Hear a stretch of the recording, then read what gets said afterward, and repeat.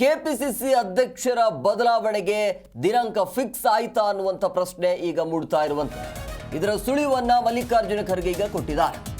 KPCC ಅಧ್ಯಕ್ಷರ ಬದಲಾವಣೆಗೆ ಮುಹೂರ್ತ ಫಿಕ್ಸ್ ಆಯ್ತಾ? ಹಾಗಾದ್ರೆ ಒಡಿಶಾದಲ್ಲಿ ಅಧ್ಯಕ್ಷರನ್ನ ಬದಲಾವಣೆ ಮಾಡಿದ್ದೇವೆ ಅಥವಾ ಬದಲಾಯಿಸಿದ್ದೇವೆ.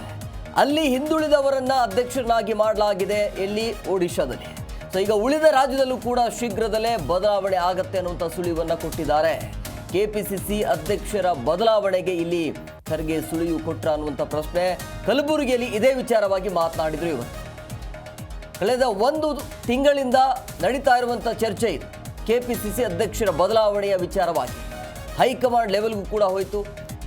ಸತೀಶ್ ಜಾರಕಿಹೊಳಿ ಅವರು ಕೂಡ ಹೋಗಿ ಅಲ್ಲಿ ಇದರ ಬಗ್ಗೆನೇ ಚರ್ಚೆ ಕೂಡ ಮಾಡ್ಕೊಂಡು ಬಂದರು.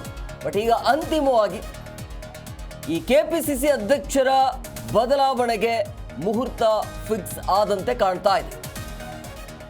ಒಡಿಶಾದಲ್ಲಿ ಅಧ್ಯಕ್ಷರನ್ನ ಬದಲಾಯಿಸಿದ್ದೇವೆ ಅಂತೇಳಿ ಈಗ ಹಂತವಾಗಿ ಈಗ ಒಡಿಶಾ ರಾಜ್ಯದಲ್ಲಿ ಆಯಿತು. ಈಗ ಬೇರೆ ಬೇರೆ ರಾಜ್ಯದಲ್ಲಿ ಈ ರೀತಿಯಾಗಿ ಬದಲಾವಣೆ ಮಾಡುವಂಥ ಪ್ರೊಸೆಸ್ ಶುರು ಆಗತ್ತೆ ಅಂತ. ಅಲ್ಲಿ ಒಡಿಶಾದಲ್ಲಿ ಹಿಂದುಳಿದವರನ್ನ ಅಧ್ಯಕ್ಷರನ್ನಾಗಿ ಮಾಡಲಾಗಿದೆ. ಉಳಿದ ರಾಜ್ಯದಲ್ಲೂ ಕೂಡ ಶೀಘ್ರದಲ್ಲೇ ಬದಲಾವಣೆ ಆಗತ್ತೆ ಅಂತ ಹೇಳಿದ್ದಾರೆ ಮಲ್ಲಿಕಾರ್ಜುನ ಖರ್ಗೆ. ಸೊ ಹಂಗಾಗಿ ನಮ್ಮ ರಾಜ್ಯದಲ್ಲಿ ಯಾವಾಗ ಬದಲಾವಣೆ ಅನ್ನುವಂಥ ಪ್ರಶ್ನೆ, ಜೊತೆಗೆ ಯಾರು ಮುಂದೆ ಯಾರಾಗ್ತಾರೆ ಅಂಥೇಳಿ ಇವತ್ತು ಇದೇ ವಿಚಾರವಾಗಿ ಕಲಬುರಗಿಯಲ್ಲಿ ಮಾತನಾಡಿದರು. ಈ ಹಿಂದೆಯೂ ಕೂಡ ನೇರವಾಗಿ ಪ್ರಶ್ನೆಯನ್ನು ಹಾಕಿದ್ರು ಸತೀಶ್ ಜಾರಕಿಹೊಳಿ ಅವರು. ಎಲೆಕ್ಷನ್ ಅಂತ ಹೇಳ್ತಾ ಇದ್ರಿ, ಎಲೆಕ್ಷನ್ ಆಯಿತು, ಮುಂದೆ ಯಾರು ಒಂದು ಕನ್ಫರ್ಮ್ ಮಾಡಿ ಅಂಥೇಳಿ. ಆ ಸಮಯ ಈಗ ಬಂದಂಗೆ ಕಾಣ್ತಾ ಇದೆ. ಕೆಪಿಸಿಸಿ ಅಧ್ಯಕ್ಷರ ಬದಲಾವಣೆಗೆ ಮುಹೂರ್ತ ಫಿಕ್ಸ್ ಆದಂತೆ ಕಾಣ್ತಾ ಇದೆ. ಸೊ ಹಂಗಾಗಿ ಇನ್ಮೇಲೆ ಮತ್ತೆ ಪೈಪೋಟಿ ಅಂತೂ ಜಾಸ್ತಿ ಆಗತ್ತೆ. ಒರಿಸ್ಸಾ ಮಾಡಿದ್ದೀನಿ, ಬಂದಿದ್ದೀನಿ. ಬ್ಯಾಕ್ವರ್ಡ್ ಕ್ಲಾಸ್ ಒಬ್ಬರು ಅಧ್ಯಕ್ಷ ಮಾಡಿದ್ದೇವೆ, ಈಗ 3-4 ಮಾಡಿದ್ದೇವೆ. ಬಾಕಿ ಒಂದು ಆಗ್ತವೆ. ನೋಡಿ, ನಾನು ಸ್ಪೆಸಿಫಿಕ್ವಾಗಿ ಹೇಳೋಕ್ಕಾಗಲ್ಲ. ಕರ್ನಾಟಕದ ಏನು ಮಾಡಿದೆ, ಮತ್ತು ನೀವು ತಿರ್ಚಿ ಮುರ್ಚಿ ಅದಕ್ಕೆ ಮಾಲ್ ಮಸಾಲ ಹಚ್ಚಿ ಅದಕ್ಕೆ ಭಾಳ ಜನ ಟ್ರುತ್ ಹೇಳಲ್ಲ. ನಿಮಗೆ ಈ ಬರೋದೇನೆಂದರೆ ಅಲ್ಲಿ ಹೋದ ಕೂಡಲೇ ವ್ಯತ್ಯಾಸಗಳಾಗ್ತಾವೆ ನಿಮಗೆ. ಇದರಲ್ಲಿ ನಾವು ಯಾವ್ಯಾವ ಒಂದು ಆಗಿ ಮಾಡ್ತಾಯಿದ್ದೇವೆ. ಮತ್ತು ಇನ್ನೊಂದು 2-3 ದಿವಸದಲ್ಲಿ ಇನ್ನೊಂದು 2-3 ಸ್ಟೇಟ್ಗಳನ್ನು ಮಾಡ್ತೇವೆ. ಮತ್ತು ಕೆಲವು ಕಡೆ ಆಫೀಸ್ ಬೇರರ್ಸ್ ಏನು ಮಾಡಿಲ್ಲ, ಆ ಆಫೀಸ್ ಬೇರರ್ಸು ಮಾಡ್ತೇವೆ. ಮತ್ತು ಬೇರೆ ಬೇರೆ ಸೆಲ್ಲು ಡಿಪಾರ್ಟ್ಮೆಂಟು ಯಾವ್ಯಾವ ಮಾಡಬೇಕು ಅದನ್ನು ಒಂದು 5-8 ದಿವಸನಾಗ ಮಾಡಿ ಮುಗಿಸ್ತೇವೆ. ಒರಿಸ್ಸಾ ಮಾಡಿದ್ದೀನಿ, ಬಂದಿದ್ದೀನಿ. ಬ್ಯಾಕ್ವರ್ಡ್ ಕ್ಲಾಸ್ ಒಬ್ಬರು ಅಧ್ಯಕ್ಷ ಮಾಡಿದ್ದೇವೆ, ಈಗ 3-4 ಮಾಡಿದ್ದೇವೆ. ಬಾಕಿ ಒಂದು ಆಗ್ತವೆ. ನೋಡಿ, ನಾನು ಸ್ಪೆಸಿಫಿಕ್ವಾಗಿ ಹೇಳೋಕ್ಕಾಗಲ್ಲ.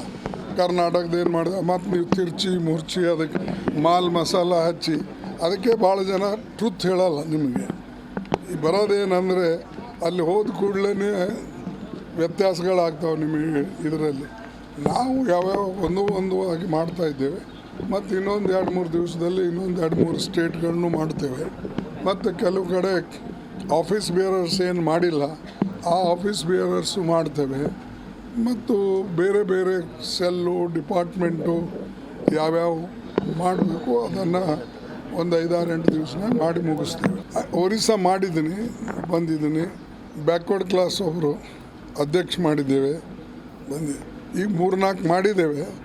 ಬಾಕಿ ಜಿ ಕನ್ನಡ ನ್ಯೂಸ್ ಈಗ ನಿಮ್ಮ ಮನೆಯಲ್ಲೇ ನೋಡಿ. ಎಲ್ಲ ಕೇಬಲ್ಗಳಲ್ಲಿ ಈಗ ಲಭ್ಯ.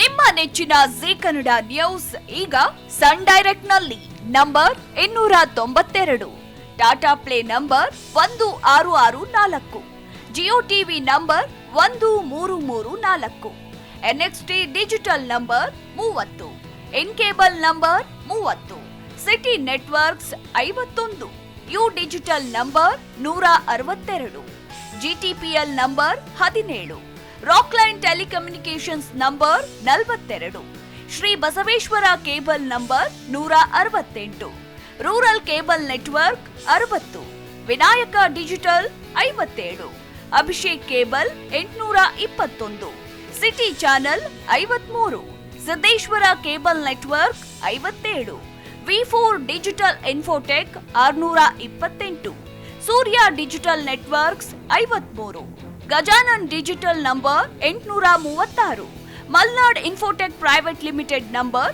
56, Metrocast number 830, Victory digital number 167ರಲ್ಲಿ ನೋಡಿ ಆನಂದಿಸಿ.